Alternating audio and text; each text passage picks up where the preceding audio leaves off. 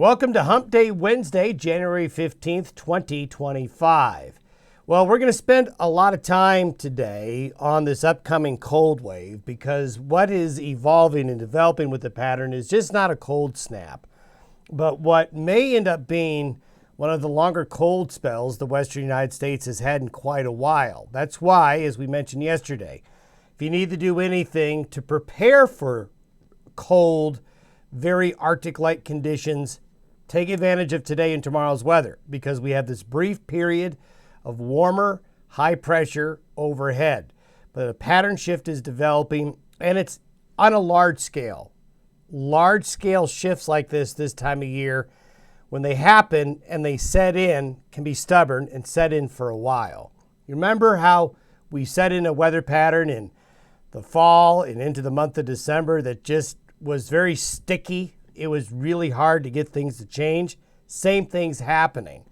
But the position of the pattern, the position of the highs and the lows is a 180. Therefore, the weather will be a 180. So take advantage of the good weather coming up. As we mentioned yesterday, livestock interests, prepare. Prepare for not only this upcoming weekend and early next week, but potentially this cold wave having some sticking power, where a persistent cold is going to be around. We have a slight delay in maybe the timing of the most bitter cold Arctic air by maybe 12 hours or so, but that isn't a good thing, and we'll tell you why. The delay is actually one reason why the Arctic air may be hanging around a little bit longer. So do be ready for the coldest temperatures, the coldest wind chills of the season. Not a ton of snow, but enough to be causing some travel hazards. And we have the potential for Arctic reloading. Basically, you get a wave of cold air come out of the Arctic, you have a little bit of a break, you get another wave, you get a break, you get another wave. The timing and the breaks between the Arctic waves won't be very long. So the opportunity to have a big prolonged warm up or thaw in the next 2 weeks is just not looking likely. So remember how much you saved on your heating bill in December? Forget about it. It's gone. That'll be eaten away here pretty soon. Now, yesterday was the day of the sun pillar. The sun pillar was magnificent across parts of southeastern Wyoming and western Nebraska yesterday. So a lot of folks out with their cameras and the phones snapping the picture of the sun pillar that was seen for miles and miles across the region. The optics this time of year, when you get cold air near the ground, you have that low sun angle, that sun taking a while to come up over the horizon, you can get these great sun pillars that will form. And with the Arctic cold coming, light pillars and sun sundogs are going to be commonplace. So get your cameras and your phones handy to check out those opportunities in the coming days and weeks ahead. Lots of winterscapes out there. The moon was spectacular here over the last couple of evenings and nights. And there's a good shot of a sundog at the Lake of the Woods in Minnesota. Plenty of ice for ice fishing. And for you ice fishermen out there who've been waiting for good ice, well, you're getting it now, but boy, you're going to really get it here in the days ahead. So as we take a look at the satellite imagery this morning, we can see the shape of the wind flow going up, over, and around just like this. This is the high pressure ridge that's moving into the west coast, into the Great Basin, and temporarily into the Rockies. This arc of clouds right here, this little area of low pressure right here, is going to set the stage for big changes down the road. I want to do a little bit of a review to kind of help you understand the shift in the weather pattern and how different it is compared to what we had during the last 3 months of 2024, where we had a persistent high pressure ridge in the western United States that directed all the winter weather into the central and eastern United States. While we bask in very mild December and November weather, they were quite cold and very wintry on the other side of the nation. So if we look at where we are today, notice we've got this area of red. What I'm showing you is the 500 millibar, or the 18,000 foot anomaly, showing you the red areas show where you're going to have high pressure. The blue areas, the green areas show where you have low pressure. Think of high pressure warm, the low pressure cold. So we're going to have this brief axis of high pressure overhead today and tomorrow, hence the nice weather. But watch this area red. We had talked about after the first of the year, there was a likelihood as the sea surface temperature patterns were changing in the Pacific, the North Pacific was getting a little bit warmer, that the high pressure ridge axis wasn't going to want to stay in the west but migrate westward. So we have dueling high pressure ridges. Look what happens when we get past today and as we get into Saturday.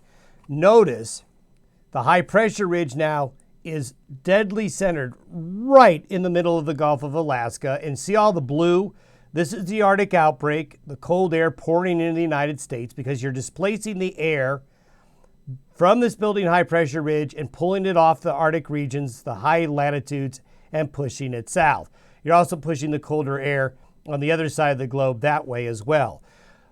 As we go forward in time, what is likely going to happen is this is for the weekend. This is by next weekend. Okay, so this is this weekend. This is next weekend. You see that the ridge is still there, and it actually goes a little bit more to the west, which makes the blue go a little bit more to the west. So that's next weekend. This is 2 weeks from now. The high pressure ridge goes all the way up and extends into parts of Siberia. And when you start to see this, you get a little nervous because then you're transporting Siberian air over the globe, over the pole, basically, over the Arctic Circle and over into here, into this side of the basically the hemisphere. So this is why the general structure of the atmosphere will favor a prolonged cold snap over the next couple of weeks, if indeed this high pressure ridge has this much staying power. It likely will. Our confidence is pretty high of that. So as we take a look at what's unfolding, here's today. This is by Friday. So you can see the Arctic front is going to be pushing through Montana and northern Wyoming by Friday morning. The stratospheric warm-up, we showed you this last week, that the potential for this Arctic outbreak to really be a high potential was because it was getting support in the stratosphere. We're still seeing that. So the stratosphere expanding due to the highest reaches of the atmosphere, 50 to 100,000 feet, going through a warming cycle. Now, it's counterintuitive, but when the stratosphere goes through a warming cycle above you, it pushes the cold air near the ground south. It can push it the other way on the other side of the pole, but right now this is all focused on helping to push the stratosphere down closer to the ground. And that supports this type of configuration by Saturday morning. By Sunday morning and into Monday morning, the Arctic air expands, pushes a little bit westward, and you see this tail. When you get these Arctic tails like that, you can kind of pinch off a pocket of very cold Arctic air. And this is where you have to watch the western slope and the western valleys, getting the Arctic air to come in and then have it getting stuck there, where you get days and days of inversions and very cold nighttime temperatures. And that's something we'll talk about a little bit later. This is by Tuesday. This is the reload, because by Tuesday, we start to see the main Arctic wave start to head toward these Great Lakes. But here we go. This is going to be a low coming out of Western Canada. The high pressure ridge is still there. This high pressure ridge here in the Atlantic it's bookending things. It's basically saying all cold air out of Canada, the higher latitudes, has really got only into the lower 48 to go. So historically, this is a pattern that brings North America prolonged cold waves. So this is Tuesday. This is Wednesday. This is another Arctic push, probably some snow with it as well. This is by next weekend. The common theme here is the high pressure ridges in the Atlantic and the Pacific are robust and they're in the same place. So the end result is get ready for the cold and get ready for it to stick around. This is a pattern that I'm going to step you through here of forecasted temperatures. As I say all the time, don't look at these numbers that you see as the exact what to expect. Trend is your friend here. What I want you to get here is just the scope of the cold, where it will be the coldest, and where we're kind of getting the timing lined up.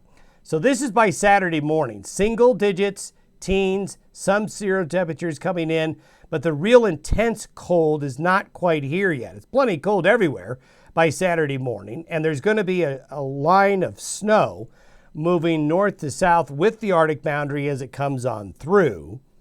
Certainly, we're still expecting that Friday, Saturday timeframe to be a travel concern and into the southern Rockies on Sunday. So by Saturday morning, the Arctic air is coming in, but it's not really deep yet. By Sunday morning, it's getting deeper. These are the forecasted low temperatures. Again, they could be colder than this. They could be a little warmer than this, but you can see the severity of the bitter cold in Canada, North Dakota, Montana, Wyoming, and the South Dakota, then bleeding further south into the panhandle of Texas, the cold really coming. This is by Monday morning. These are the wind chills. So Sunday morning's temperatures, wind chills Sunday morning. So bitter cold wind chills across Alberta, Saskatchewan, Manitoba, the Dakotas, into northeastern areas of Montana. So you're talking about really severe, bitter cold wind chills evolving by Sunday morning. By Monday morning, it is going to be very cold. Monday morning might end up being the coldest of all mornings. It may actually end up being Tuesday. We'll just have to see. So you're looking at temperatures probably approaching 30 degrees below zero or colder in parts of Wyoming, 10 to 20 degrees below zero. In many areas where you see the gray colors, where you see the blue colors, is where the severe cold will come in. And remember, the basins and valleys, if there's fresh snow on the ground, you're going to probably get colder than that. These are the wind chills Monday morning. So dangerously cold wind chills. That's why you want to take today and tomorrow to prepare for your livestock, your pets, all of those things to come on up and watch this. This is by Tuesday morning, and Tuesday morning could end up colder than this, but there's a lot of gray there, a lot of sub-zero temperatures, and you can see the valleys of Colorado here, minus 27, minus 33, and we could be colder than that. These are the wind chill values by Monday morning. Temperature anomalies by around the noon hour on Monday look like this. So this is going to be very cold, coast to coast. This is a coast-to-coast outbreak of cold from California to a good part of Florida. I guess book your Verbo for the Florida Keys next week. I think that's the only place where you might even have a chance of being a little bit on the warm side. This is how the snowfall looks like through Wednesday. Again, this isn't a ton of snow, but we showed you how the Arctic front was going to come through and produce snow like this north to south, basically from Friday afternoon all the way up into early next week as it comes down the front range. This is an area now it's showing a little more robustness and the potential for maybe the snow to be a little bit heavier. So basically from Raton Pass to the Palmer Divide, to the I-70 corridor, the I-80 corridor, the I-90 corridor, going all the way up into the Canada, a north to south axis of snow, ice, and enough accumulations to be a concern. When you take a look through Wednesday, you can see that the snow gets all the way down into the deep south. Could see snow in Georgia again, into the Carolinas. And this is something I really hope we don't see. This is the forecast for ice. This would be disastrous if we have an ice storm of this magnitude in this far deep south over such a large area. Let's hope this doesn't happen, but you get an ice storm from South Texas through southern Louisiana through this part of the world right here that they're not accustomed to freezing rain events. We'll just have to see, but the threat is certainly on the table as the Arctic air approaches the Gulf Coast, and then you get that clash there. This is the 5-day temperature anomaly from Sunday through next Friday for the U.S. Now, I want to show you the last 5 days of the forecast period. This is day 10 and 15 from now. So through the 25th and the 30th of the month, notice the coldest of the cold is centered in the western United States. This is exactly the opposite of what we had in December when this side of the U.S. was the coldest and we were the warmest. So button up, find the hats, find the gloves. You're going to need them. We'll see you tomorrow.